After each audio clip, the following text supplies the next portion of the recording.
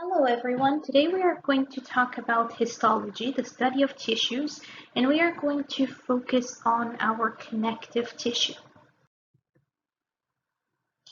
Connective tissues, they are the most abundant type of tissue that we have. They are widely distributed within our body.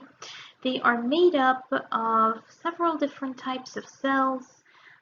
You also find fibers within your connective tissue. There is an exception. One of your connective tissues, which is blood, does not have any fibers. I know when you think of blood, you don't really think of tissue, but blood is one of our connective tissues and it does not have any fibers. So what else other than cells and fibers you might have in your connective tissue? You usually have what's known as the ground substance, which is basically the media that's going to be filling up the space between your cells. And we're going to talk about what the ground substance is made out of. Now the ground substance plus the fibers, and we actually can have three different types of fibers. Collectively, the fibers and the ground substance, we refer to it as the matrix. The three different types of fibers that we have are elastic, collagen, and reticular fibers.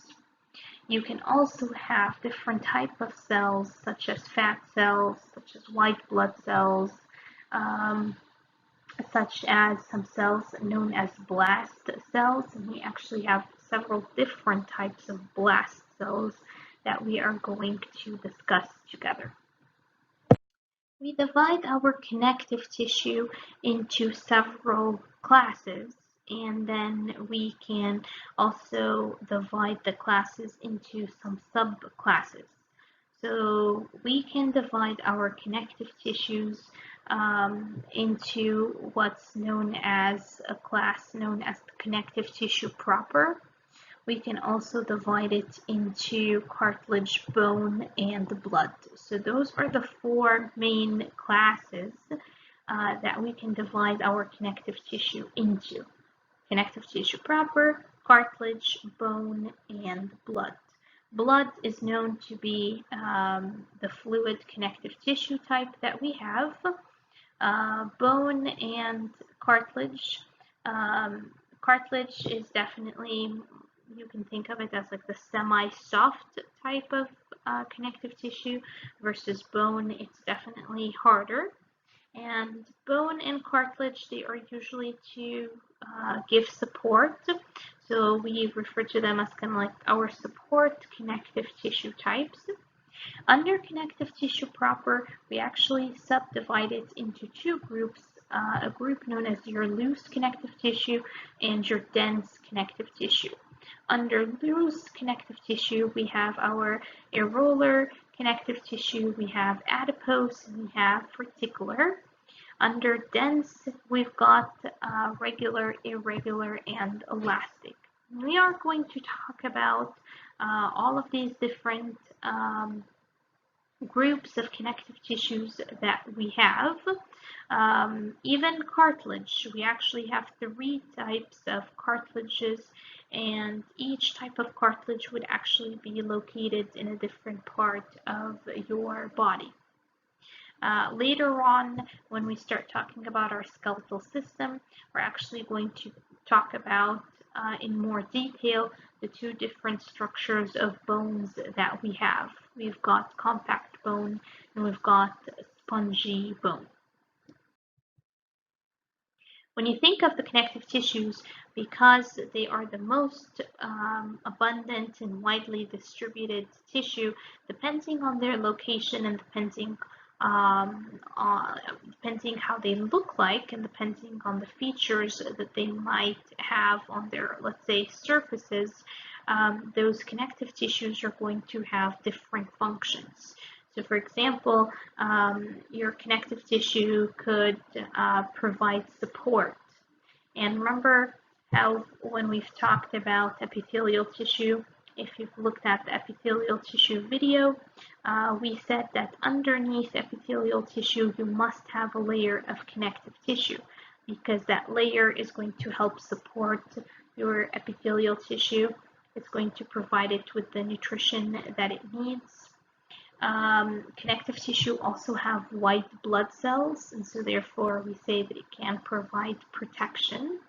Connective tissue can provide insulation because fat tissue is considered a type of connective tissue, and fat definitely gives you insulation, and you can break down the fat to give you energy. And so therefore, your fat can help preserve the fuel when you need it. We also said that blood is a type of connective tissue, so definitely when you think of blood, you think of transporting substances. So you have things like gases and nutrients, and even waste is going to be able to flow through your blood vessels. Now, your connective tissue, their degree of vascularity differs. So not all connective tissues have the same amount of blood vessels. Not even all of them have blood vessels. What are some examples? So an example of a connective tissue that has 0 blood vessels, so it's actually avascular, that would be your cartilage. So cartilage does not have any blood vessels. Cartilage also doesn't have any nerve fibers. If you think of your bones are under the group of connective tissue, and your bones, they are highly vascularized. So we've got lots of blood vessels within our bones. We've got we don't have a lot of blood vessels when you think of connective tissues, when you think of your tendons, or when you think of your ligaments. What's the difference between a tendon and a ligament? A tendon is what's going to hold your muscles to your bones. A ligament is what holds 2 bones together. So if you've ever sprained an ankle, or basically twisted your ankle, you would notice that it takes a pretty long time for it to heal. And the reason why is because your tendons and your ligaments within your ankle, or within any other part of your body, any tendon or ligament does not have enough blood vessels to heal fast. And so therefore it will take a pretty long time before it heals. Now, connective tissues, they have what's known as the matrix, and as we've just said right before this slide, we said that the matrix has or consists of 2 substances or 2 components, the ground substance and the fibers. And actually, having the matrix within our connective tissue is going to allow your connective tissue to actually resist a lot of tension and a lot of stress being placed on it. So it's going to endure the abuse that it might face. It's also going to help it bear the weight. And so therefore, having that matrix is pretty important. Now, the matrix is going to differ from one connective tissue to another. So, for example, when you think of the matrix of blood, it's going to be fluid, a fluid type of matrix. But when you think of the matrix of your cartilage, it's going to be like a semi-soft, semi-solid type of matrix in your cartilage. But when you think of your bones, that matrix is going to be pretty hard. So the matrix can be different consistency-wise, depending on which connective tissue are we talking about. And so the 3 main elements that you have in your connective tissues would be to have the ground substance, which is basically, one more time, the media that's going to fill up the spaces between your cells within your connective tissue, fibers, and we are going to discuss the 3 different types of fibers that we have. And as I said, collectively, those 2, we refer to it as our matrix, and then of course our cells within our connective tissues. The ground substance, as I said, it's going to be the material that fills up the space between your cells. And what is it really made out of? It's made out of fluid, and it's made out of a bunch of different types of proteins. The 3 different types of fibers we have in our connective tissue, it's collagen, elastic, and reticular. Out of the 3, collagen is the strongest, and it's the most toughest type of fiber we have within our connective tissue. Elastic fibers, they would give more elasticity to the tissue. So whenever you want more elasticity in your tissue, you would need to have more elastic fibers, for example, compared to having collagen fibers. Reticular fibers, they are going to also provide strength, but they are not as strong as the collagen fibers. Now, there are 2 major types of cells within our connective tissues. We call them our blast cells, and we call them our site cells. Whenever you see the suffix blast, that would mean that this cell is actually still immature. And that would tell you that the cell is actually pretty active in terms of dividing. That's why we call it mitotically active, because mitosis is basically cell division. So the blast cells, they are immature, they divide pretty fast, and they produce the ground substance and the fibers of the tissue that we are talking about. Once those blast cells have produced the matrix, which is basically the ground substance and the fibers, we call them site. So instead of giving them the suffix blast, you would change it to the suffix site once the cells are mature. So the cells that are, or the tissues that are under the connective tissue proper, all of the tissues, the subclasses under that major class, the connective tissue proper, we refer to their cells as fibroblasts. So fibroblasts, those are going to be those mitotically active cells that are going to start secreting the ground substance and the fibers within those tissues. When you see chondroblast, so one more time, whenever you see the suffix blast, that would mean that it's immature. And when you see the prefix chondro, that means cartilage. So chondroblasts are going to be found in the cartilage tissues. Osteo means bone.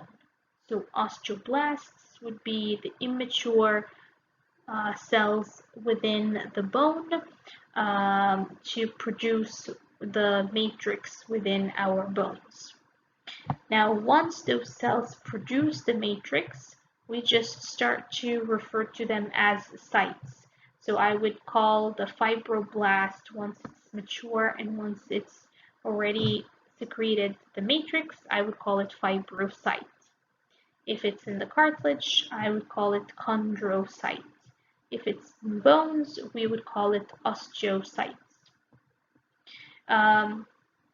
Now, the site cells, they are mature and they maintain the matrix. What does that mean? It means that if the matrix ever gets destroyed, what happens is that those site cells, they are going to revert themselves back into blast cells, and they are going to start puffing out the matrix. So let's say that you've broken your leg. Now, when you break your leg, you have destroyed and damaged the matrix within your bone tissue. And so therefore, what's going to happen is that your cells are going to the osteocytes that are found in your bone, they're going to sense that your bone matrix has just been injured, and those osteocytes, they're going to revert themselves back into osteoblasts so that you can start making new matrix to basically make up for what you've lost when you have injured yourself and broken your bone and basically damaged that matrix. Your connective tissues could have a vast amount of different types of cells, such as fat cells. Fat cells store the fat, which you can break down to get energy out of it. Connective tissues could have a bunch of different types of white blood cells, and you have some listed right here. White blood cells, they help fight off infections. We could also have mast cells, and those are the ones that initiate the inflammatory response. Usually initiate an inflammatory response when you've injured yourself or when you have an infection within your body. Macrophages, or you can refer to them as phagocytic cells. So phagocytic cells, we actually have a bunch of different types of phagocytic cells. One of them is the macrophages. Whenever you see the term phagocytic cells, those are cells that engulf, so they basically swallow any foreign microorganism that they see in front of them. So as I said, there are multiple different types of phagocytic cells. One of them is the macrophage, and they can either eat a dead piece of a cell, they can eat microorganisms, and so they are definitely an important part of our immune system. When we talk about connective tissue, we divide our connective tissue into two large classes. So we actually have bones that are considered connective tissue. We've got cartilage, we've got blood, and we have a class known as connective tissue proper. So those are the four main types of connective tissue that we have. Connective tissue proper, bone, cartilage, and blood. Now, the class known as connective tissue proper, this large class, we divide it into two subclasses, loose and dense. So all of these tissues are basically under a class known as the connective tissue proper. Under the loose subclass, we've got areolar, we've got adipose, and reticular. Under the dense connective tissue, or you can refer to them as the fibrous connective tissue, because they're going to have more fibers, especially the collagen fibers, we've got dense, regular, irregular, and elastic. Areolar connective tissue is a connective tissue that's underneath the large class known as the connective tissue proper, and it's under the subclass known as the loose connective tissue. The areolar connective tissue is actually one of the most widely spread connective tissue that we have. It's found underneath your skin. It's found surrounding blood vessels and glands and nerves. This is how it looks like under the microscope. The cell that predominates in our connective tissue, the areolar connective tissue, is the fibroblast, and as we said, when it matures and when it goes ahead and releases the matrix, we start referring to it as the fibrocyte. So all of these dark circles that you're seeing, those are representing the nuclei of the fibroblast cells. All of these lines that you're seeing right here are representing the different fibers. So you can see right here, those pink ones, those are the collagen fibers. You can see that there are some elastic fibers. And then we said that connective tissue have what's known as the matrix.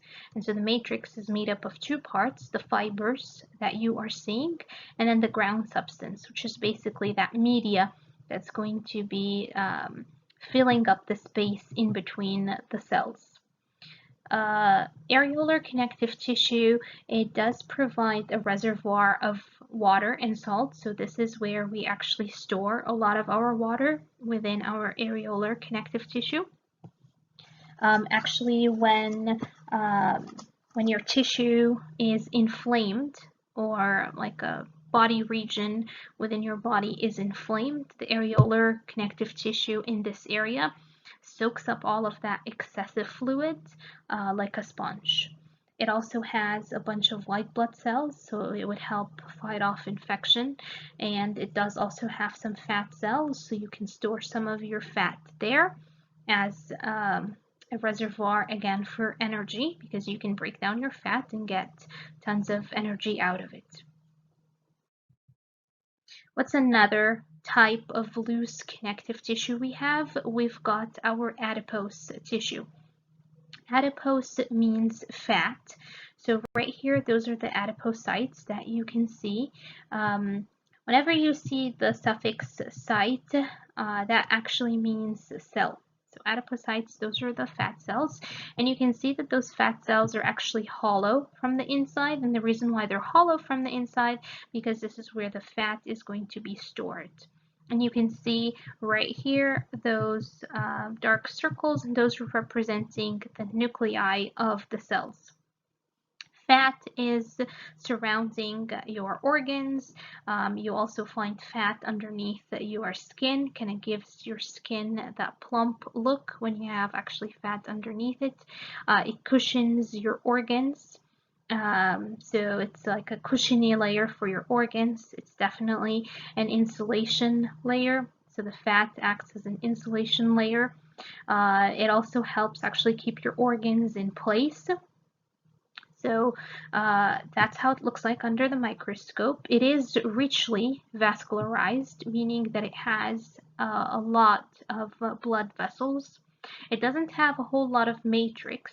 As you can see, like the adipocytes are kind of taking most of the space, so not a lot of matrix. And it has a bunch of blood vessels, and as I said, it's good for insulation, for energy storage, for shock absorption. So that's why you would find them, you would find adipose tissue around your organ. Now, under the class known as the dense connective tissue, we have a tissue known as the dense regular connective tissue, and this type of tissue has a whole bunch of like bundles and bundles of collagen fibers that are closely packed. And so you can kind of see right here the collagen fibers right there, and so they are closely packed together in a very organized, orderly fashion. You find dense regular connective tissue within your tendons and your ligaments. What's the difference between a tendon and a ligament? A tendon is what holds your muscle to your bone. A ligament is what holds bones to bones. Now, if you've ever twisted, let's say, your ankle, so you've, let's say, stretched your tendon, or you might have actually torn your tendon or your ligament, you would notice that it would take a while for your tendons and ligaments to heal. And the reason is tendons and ligaments, they are made out of dense regular connective tissue, and that type of tissue is very poorly vascularized, meaning that it doesn't have a whole lot of blood vessels, and so therefore it's going to take a while for them to heal, because we know that blood carries oxygen and blood carries nutrients, and so if you don't have enough blood supply, the tissue is going to take longer to heal. And so that's one thing you should make note of, is that not all connective tissues have the same amount of blood vessels. So as we saw, like your adipose connective tissue, has a whole lot of blood vessels versus the dense regular connective tissue doesn't have a whole lot of blood vessels. We are actually going to see later on how there is connective tissue that has 0 blood vessels. So it doesn't have any blood vessels, and an example would be the cartilage. And we're going to talk about it shortly. Another type of dense connective tissue we have is known as the dense irregular connective tissue. This is how it looks like under the microscope, and so you can see again the fibers. Those are the collagen fibers. It has a bunch of collagen fibers bundled together. They are much thicker and arranged irregularly compared to the dense regular connective tissue. Where do we have our dense irregular connective tissue? You do find it within your skin. So there is a region or a layer of your skin known as the dermis. And so within the dermis of your skin, we have the dense irregular connective tissue. It's able to withstand tension. And so that's why it is important to have it within our skin. Now, another type of connective tissue we have is a class known as the cartilage. Cartilage, the cells that are going to predominate in the cartilage tissue would be the chondroblasts and the chondrocytes. Why? Because as we said, the prefix chondro means cartilage. Cartilage is, it is tough, but it's very flexible. It's made out of, 80% of it is made out of water. It does not have any nerve fibers, and it does not have any blood vessels. That's why we refer to it that it is avascular. And as we said previously, whenever you see the prefix A in medical terminology, it means without. So avascular means that it does not have any blood vessels. How does it get the nutrition that it needs if it has 0 blood vessels? It's basically going to get it from the tissues that are going to surround it, like the nearby tissues. There are 3 types of cartilage. We've got the hyaline cartilage, which is very highly common. We've got elastic cartilage, and we've got fibrocartilage. So let's start with the hyaline cartilage. The hyaline cartilage, if you look at it under the microscope, you would see the ground substance right here, or sometimes they just refer to it as the matrix, because as we said, the matrix is basically the ground substance and the fibers. You would notice that sometimes they just start to refer to it as the matrix. And then you can see that there are those dots right here, and those are representing the nuclei of the chondrocytes, the chondroblasts. Again, chondrocyte, you would refer to it as site when the cell has matured. And notice how the cell is, here's the nucleus of the cell. Notice how it's located in an empty kind of hollow cavity that you're seeing right here. This hollow cavity, we refer to it as lacuna. And usually, after the cell has matured and after it has produced the matrix, the ones that are going to reside in those hollow cavities in the lacuna is basically the mature cells, so the chondrocytes. So that's why they are referring to it as the chondrocyte, not blast, because you do find it in the lacuna. Now, where do we find hyaline cartilage? So many places. One of them is actually the ends of your ribs are made out of hyaline cartilage. You have it in the tip of your nose. You have it within your trachea, which is your windpipe. You have it within your larynx, which is your voice box. You do have it surrounding your bones whenever you have joints. So in places where you have any joint, you know that a joint is basically where two bones meet.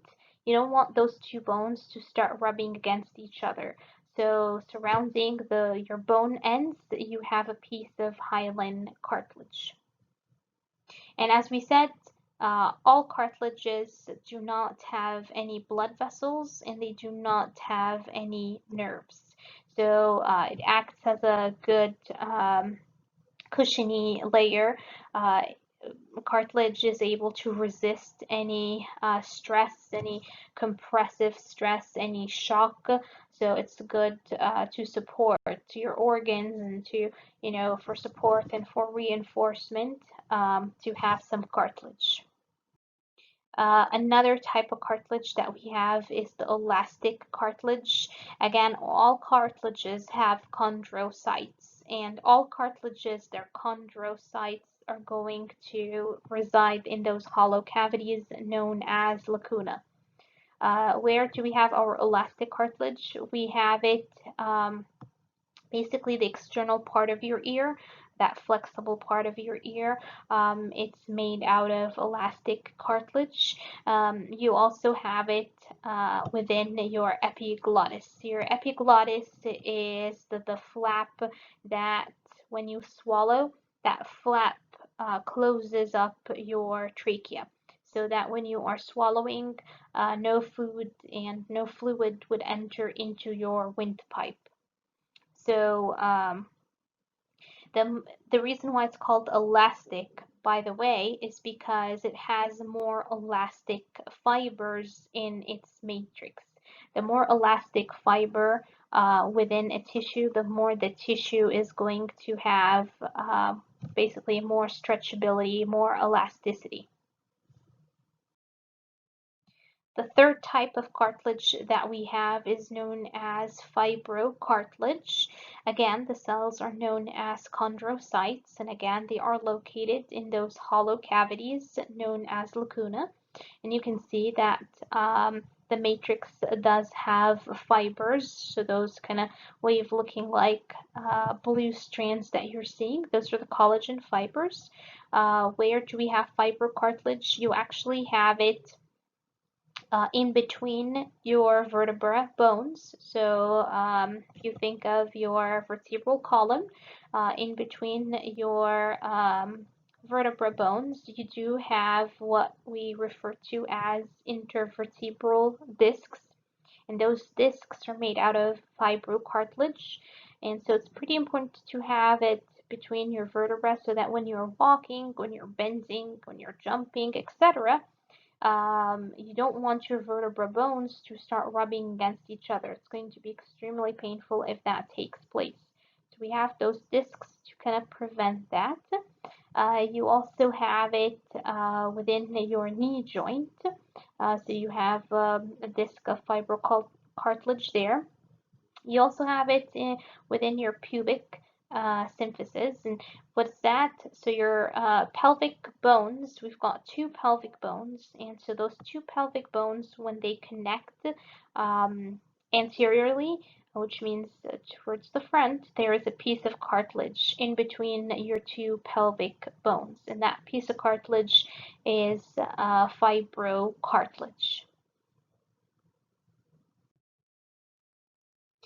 Another class of connective tissue. So far we've talked about two classes. We've talked about the connective tissue proper, and we've talked about cartilage. The third class of connective tissue to talk about are our bones, or we refer to them as your osseous tissue. Osseous means bones. Now, bones are definitely give us structure and protect our body organs. So you have your skull protecting your brain, you have your rib cage protecting your lungs, kind of protecting that, chest cavity. We have your vertebra protecting your spinal cord. So definitely bones are giving us protection and giving us structure. Bones can also store fat. So you would have fat cells within your bones to store fat. Bones, within our bones, we have what's known as the bone marrow, and this is where you make your red blood cells and your white blood cells. Bones are richly vascularized, so they have lots and lots of blood vessels. When you look at part of the bone under the microscope, this is actually a histology image of your compact bone, which is what is compact bone? It's basically that hard exterior of your bone. This is how it would look like under the microscope. It kind of looks like tree trunks. Okay. Let's zoom in on it to kind of talk about the details of our osseous tissue. So as I said, kind of looks like a tree trunk, and you would notice that the matrix of your bone tissue kind of creates the like rings. See those rings right here? So you would notice that those rings kind of create like big circular structure. This whole entire structure is known as an osteon. And each osteon is made up of a bunch of rings, and those rings are known as lamella. And so that's why sometimes they refer to uh, this compact bone as lamellar bone because of all of these rings that you're seeing. So sometimes they refer to it as lamellar bone. You would see that there are those like hollow cavities right here, and those hollow cavities are lacuna, kind of like the lacuna you have in your cartilage, but residing in those lacuna, you're not going to have chondrocytes like what you have in cartilage. Instead, you're going to have osteocytes. Why osteo? Because osteo means bone. And so inside of these lacuna, which are basically hollow cavities, you are going to have your osteocytes. And right here in the center of your whole entire structure, again, the whole entire structure is known as osteon. In the middle of the osteon, you actually have a large hollow cavity. We refer to it as the central canal, or you can refer to it as the Haversian canal.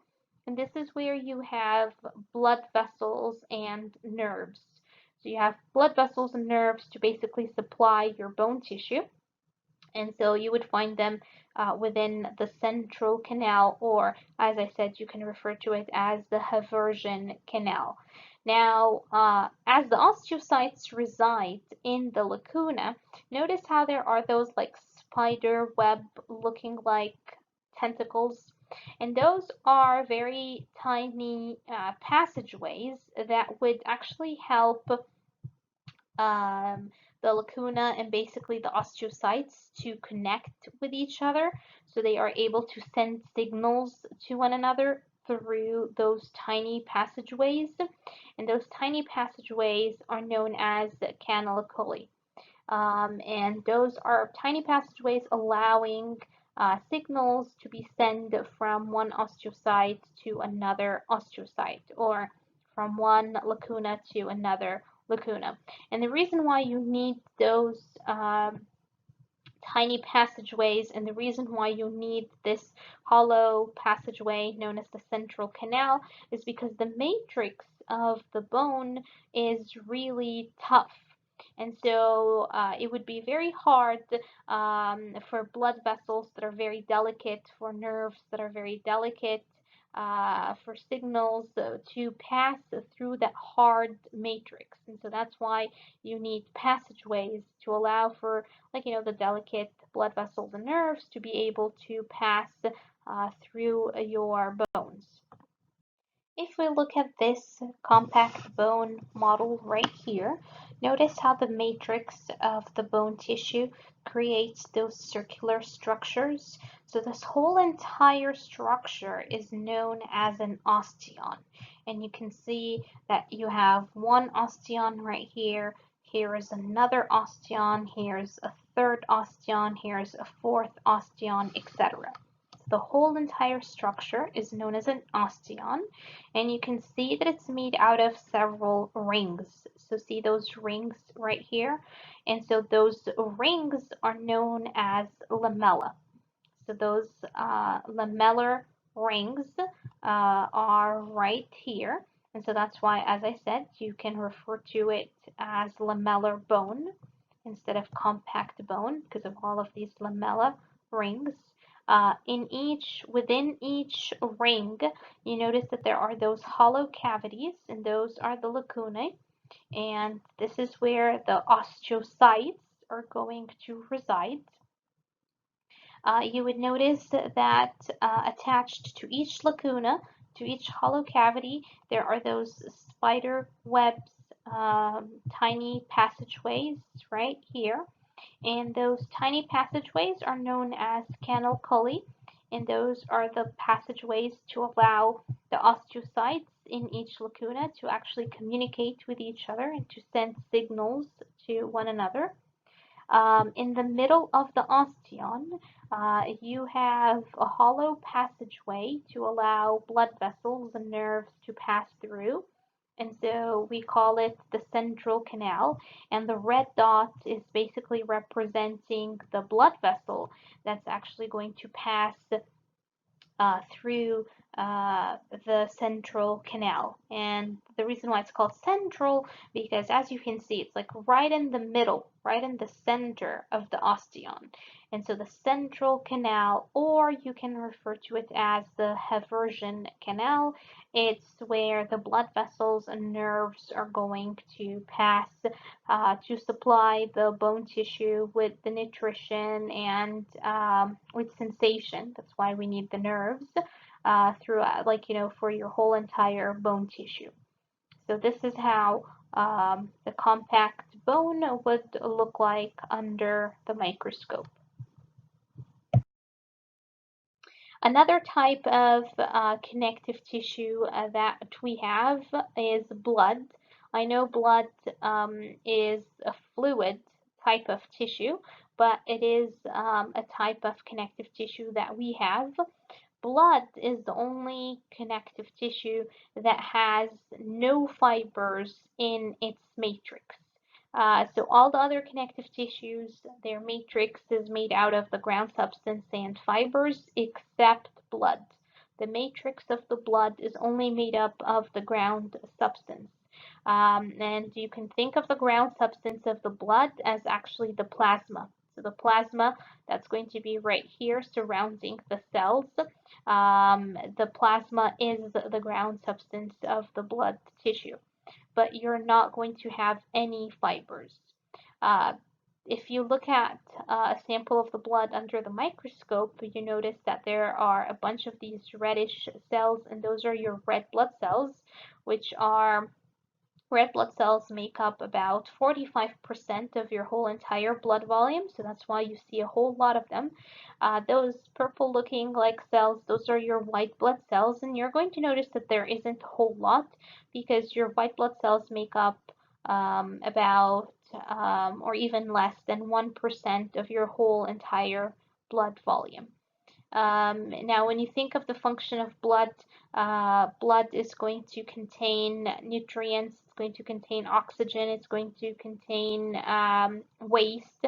So the blood is going to be sent through the blood vessels to all of your organs and to all of your tissues to provide it with the nutrition it needs.